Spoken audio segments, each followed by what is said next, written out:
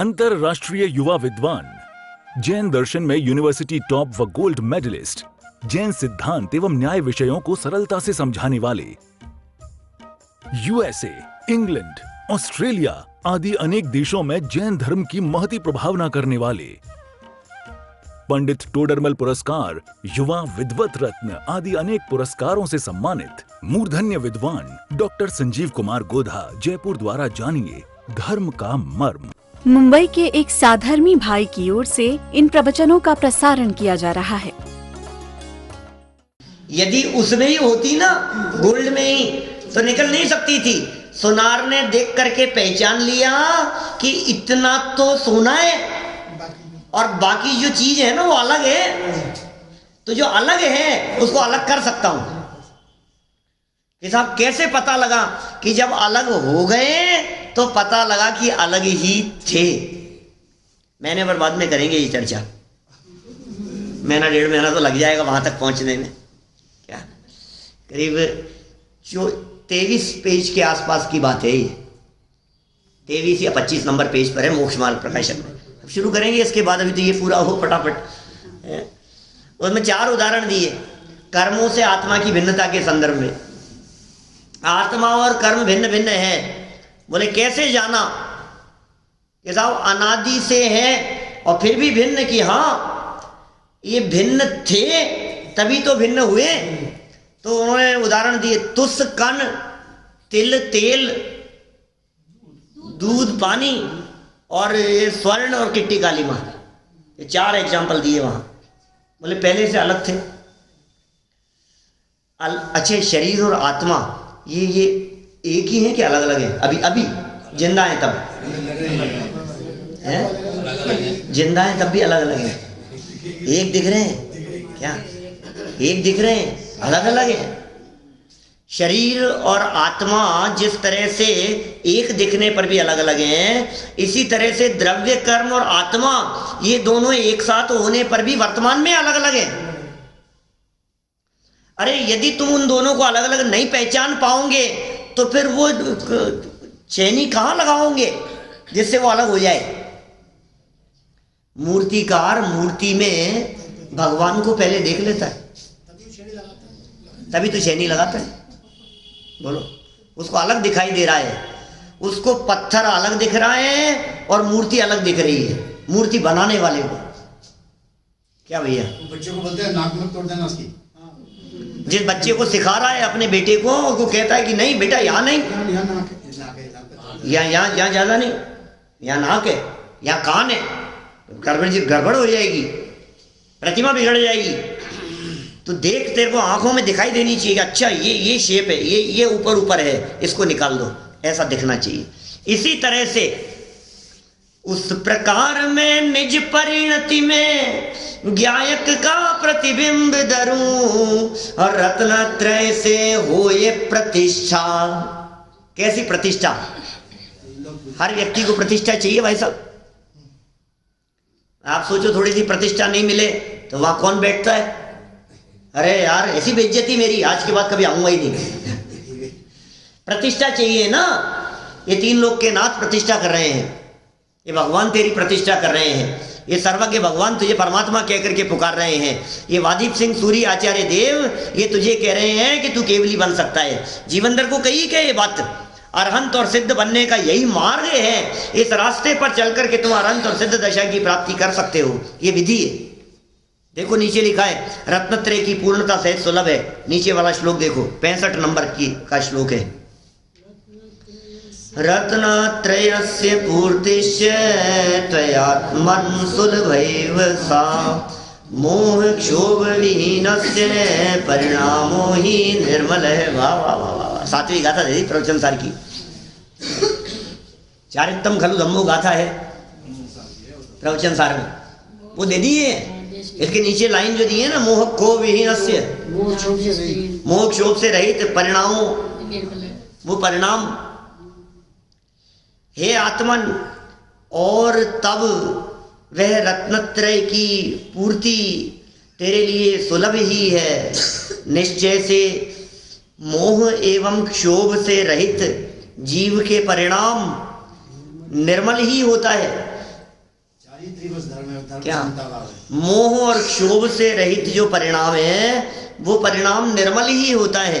मोह माने तो होता है दर्शन मोह और क्षोभ माने होता है चारित्र मोह। तो इन्होंने नीचे लिख भी दिया है सरलार्थ में, देखो सरलार्थ पढ़ते हैं। हे आत्मन, निज शुद्धात्मा के विशेष आश्रय से उत्पन्न संवर तथा निर्जरा होने पर रत्नत्रय की पूर्णता भी तुम्हें सहज सुलभ है। ये रत्नत्रय की पूर्णता सहज सुलभ है तुम्हारे को, कठिन नहीं है। और बहुत मुश्किल है भाई साहब, ऐसा आसान काम थोड़ी ना, बातें करना आसान है, करोगे तो पता लगेगा। बहुत मुश्किल है, बहुत मुश्किल है। सारे दुनिया मुश्किल मुश्किल कहती रहती है, लेकिन हमने यहाँ से जाने से पहले 5 दिन पहले आपको कही थी बात, सबसे सरल है निज पद पाना। ये बहुत सरल है ये रत्नत्रय की प्राप्ति। भाई साहब, कोई भी काम हो दुनिया का, जब तक किया नहीं है तब तक कठिन लगता है, और जब आप उसे कर लेते हैं फिर आप कहते हैं अरे बहुत आसान है, ऐसे ही हो जाएगा। दुनिया के सारे कामों की बात कह रहा हूँ मैं, उन कामों की बात कर रहा हूँ मास्टर साहब जो काम आप करते रहते हैं। मैं उन कामों के लिए कह रहा हूँ अरुण जी, जो काम आप दिन भर करते हैं वो काम आसान नहीं है। वो काम किसी दूसरे नए व्यक्ति को कहा जाए तो वो कहेगा मेरे से नहीं हो सकता, मेरे बस की बात नहीं है। मैं उन कामों की कह रहा हूँ जो काम आप रोजाना करते हैं किचन में। अभी हमसे कह दो आटा लगाने के लिए, जिंदगी में कभी नहीं लगाया हमने, कैसे लगाए मतलब? कितना मुश्किल काम है। लगाने का मतलब क्या होगा? आटा उसनने का मतलब क्या? आटा लगाने का मतलब क्या है? भाई कितना कठिन काम है वो। सब्जी बनाना कितना कठिन काम है, गाड़ी चलाना कितना कठिन काम है। अरे ये सब तो छोड़ो, चलना कितना कठिन काम है ये पूछो जरा 6 महीने के 8 महीने के बच्चे से। कितना कठिन काम है चलना, बहुत कठिन है। कैसे चले? माने ये पूरे के पूरे 2 पैरों के ऊपर, ये 2 पंजों के ऊपर नीचे, ये इतना वजन लेकर के और इधर उधर कहीं गिरे नहीं, और ये बिल्कुल ऐसे ऐसे टिका ये कितना कठिन है। वो 6-8 महीने के बच्चे से पूछो जरा, वो कहेगा भाई साहब क्या, उसको उंगली पकड़ पकड़ करके चलाओ आप जबरन, यहाँ से लेकर के वहां तक क्या। तो वो मन में उसकी साइकोलॉजी क्या होती होगी, वो सोचता होगा यार ये कैसे पागल लोग हैं, इतनी देर में तो 3 चक्कर लगा लेता मैं घुटनों के बल। ये सब मेरे पीछे पड़े हुए हैं कि तुझे पता नहीं है, एक बार तू खड़ा हो जाएगा और चलने लगेगा तो फिर तू घुटनों के बल कभी नहीं चलेगा। कहेंगे तो भी नहीं चलेगा। बोलो, फिर पता है तू घुटनों के बल कब चलेगा? जब किसी दूसरे को चलाना होगा ना, कंधे पे बिठा करके दादा बन के, तब चलेगा। कितना कठिन है बोलना कितना आसान है। बोलो, कितना धारा प्रवाह बोलता है, कितना आसान लगता है तुझे बोलना। हिंदी इंग्लिश बोलना कितना आसान है। ये हिंदी बोलना उनसे पूछो विदेशियों से जिनको बोलना नहीं आता, उनसे पूछो दक्षिण भारत के लोगों से जिनको हिंदी नहीं आती, ये हिंदी कितनी कठिन है। और सरल क्या है, उनसे पूछो तो वो कहेंगे तमिल तो बहुत सरल है, कन्नड़ तो बहुत सरल है, और हमसे पूछो तो हम कहेंगे क्या है ये अक्षर बहन बराबर। माने जो अभ्यस्त विषय होता है वो सरल होता है। जो काम आज तक अनादि काल से तुमने कभी नहीं किया, रत्नत्रय तुमने कभी प्रकट नहीं किया, सम्यक दर्शन अनादि काल से आज तक कभी नहीं हुआ, तो तुम्हें लगता है सम्यक दर्शन की प्राप्ति बहुत कठिन है, बहुत कठिन है। अरे सम्यक दर्शन कैसे होगा, मोक्ष मार्ग बहुत कठिन है। अनादि काल से आज तक सम्यक दर्शन, मोक्ष, रत्नत्रय, उसकी पूर्णता, अनंत सिद्ध दशा कभी प्राप्त नहीं हुई, कभी प्रकट नहीं हुई। आपको कठिन कठिन कठिन नजर आता है, लेकिन बहुत आसान है, बहुत आसान है। ये सब बहुत आसान बात यहां कह रहे हैं। देखो आप, हे आत्मन, सरलार्थ पढ़ रहे थे ना, निज शुद्धात्मा के विशेष आश्रय से, आश्रय विशेष कह दिया क्योंकि निर्जरा की चर्चा चल रही है। सामान्य आश्रय होता तो संवर कहते, और विशेष आश्रय लिया गया तो निर्जरा कह दिया गया।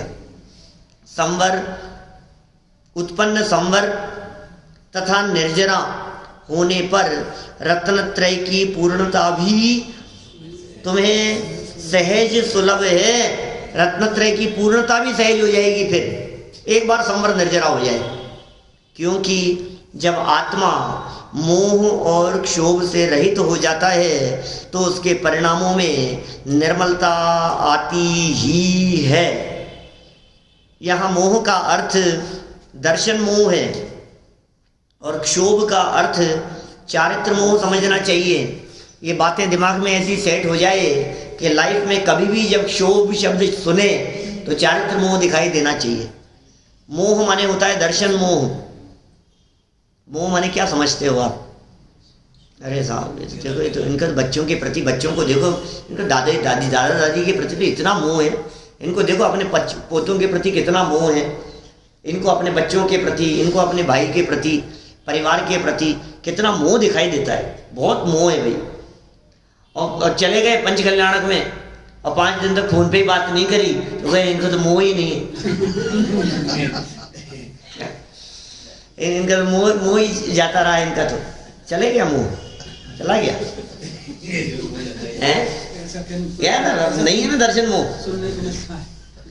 अरे भाई ऐसा मोह बाल बच्चों के प्रति वाला, पत्नी पुत्र माता पिता परिवार के साथ वाला जो मोह है, ये मोह तो अनंत बार छूटा है। ये मोह तो अपने आप छूट जाता है। देश बदल जाता, देश में बदल जाओ, देश में बदल जाता है, देश में बदल जाता है। नहीं, जीवन पूरा होने के बाद किस किस को मोह है ये बताओ। और यदि वो मोह रख करके दोबारा आ जावे तो कौन अपनाएगा? किसी को नहीं रहता है ये मोह, ये खत्म है। और फिर जहां जाता है फिर वहां मोह खड़ा हो जाता है। आचार्यों ने कभी परिवार के प्रति मोह को मोह शब्द से संबोधित नहीं किया, जिनागम में कहीं भी इसे मोह नहीं कहा। ये मोह तो भ्रमजनित है। तेरा वर्तमान में नई कमाई दिखाई देती है, पत्नी पुत्रादि, स्त्री पुत्रादि के प्रति मोह। सुन, नरक गति में पत्नी परिवार बच्चे नहीं होते। सुन, देवगति के अंदर परिवार बाल बच्चे माता पिता नहीं होते। सुन, तिर्यंच गति में 1 इंद्रिय से 4 इंद्रिय तक के जीवों में बाल बच्चे परिवार नहीं होते, सम्मूर्छन होते हैं सब। सैनी पंचेंद्रिय सम्मूर्छन, असंख्यात जीव स्वयंभू रमण समुद्र आदि में सब कैसे हैं? सबके कहीं नहीं है, माता पिता परिवार है ही नहीं कुछ भी। लो, फिर भी मोह है। अब फिर कौन सा मोह है? जब परिवार ही नहीं है तो ये मोह तो जीत लिया हमने, इतना तो छूट गया। अरे इतना क्या छूट गया? देह के प्रति मोह को मोह कहते हैं। शरीर ये मेरा, ये मैं हूँ, ये मैं हूँ, ये मेरा है, अनादि से है, ये अनादि से है। देह के प्रति एकत्व बुद्धि का नाम मोह है। इसलिए मर पच करके भी इस मोह को विजय प्राप्त करने की प्रेरणा 23वें कलश में दी गई। समय सार अमृत चंद्राचार्य देव आत्मख्याति टीका 23 नंबर का कलश, और कितनी सुंदर पंक्तियां वहां लिखी है। आई कथम अपि मृत्वा तत्व कौतूहली सन अनुभव भव मूर्ते पार्श्ववर्ती मुहूर्तम प्रथगत विलसंतम स्वम समालोक्येन त्यजसी जगिति मूर्त्या साकमेकत्व मोहम। गजब का श्लोक है। हमने 10 लक्षण में चलाया था पालड़ी में, 1997 की बात है। 10 लक्षण में ये श्लोक लिया था, वहाँ ये चलाया था 1997। 99 निकल गया, 99 नहीं 19 निकल गया 19 निकल गया, 20 आ गया, 22 साल से ज़्यादा पुरानी बात हो गई। एक बहुत सुंदर चर्चा है। मैंने देख, ये मोह है। आई कथम, मर पच करके भी ऐसी प्रेरणा दी है। मरने की कीमत पर भी, कि जहां मौत दिखाई दे रही हो फिर भी छोड़े नहीं, इसका मतलब वो मोह कितना ज्यादा होगा।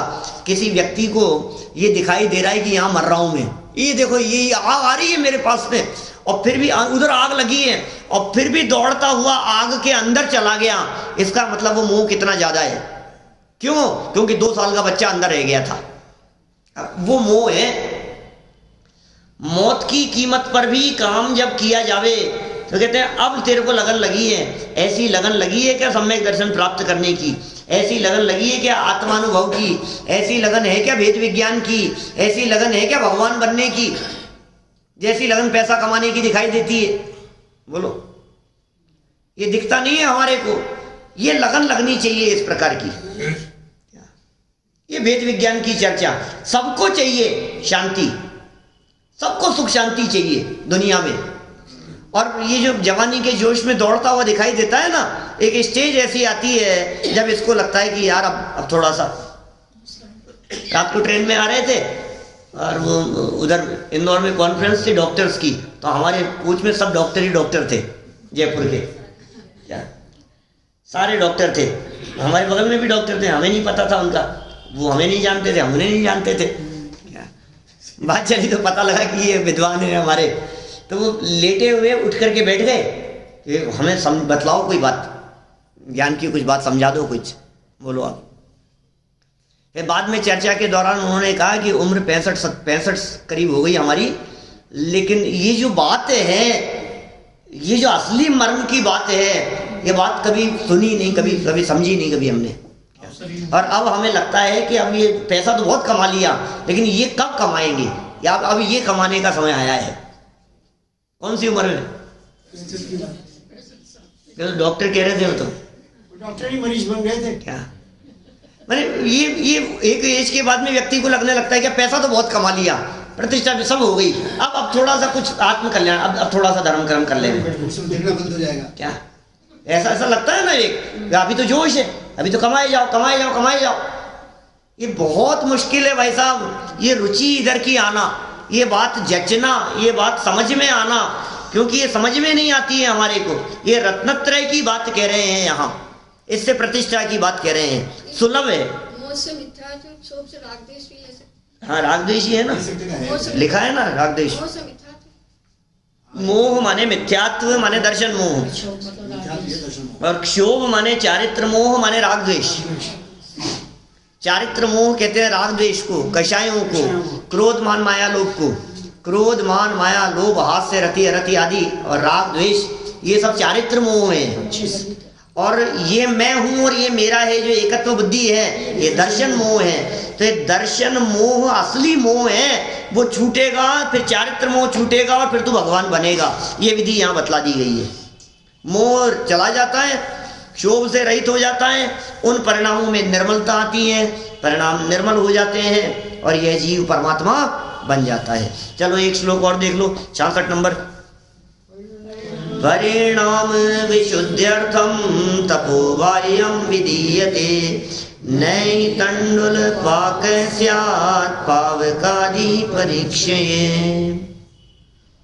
हे आत्मन, परिणामों की शुद्धि के लिए बाह्य तप करना चाहिए।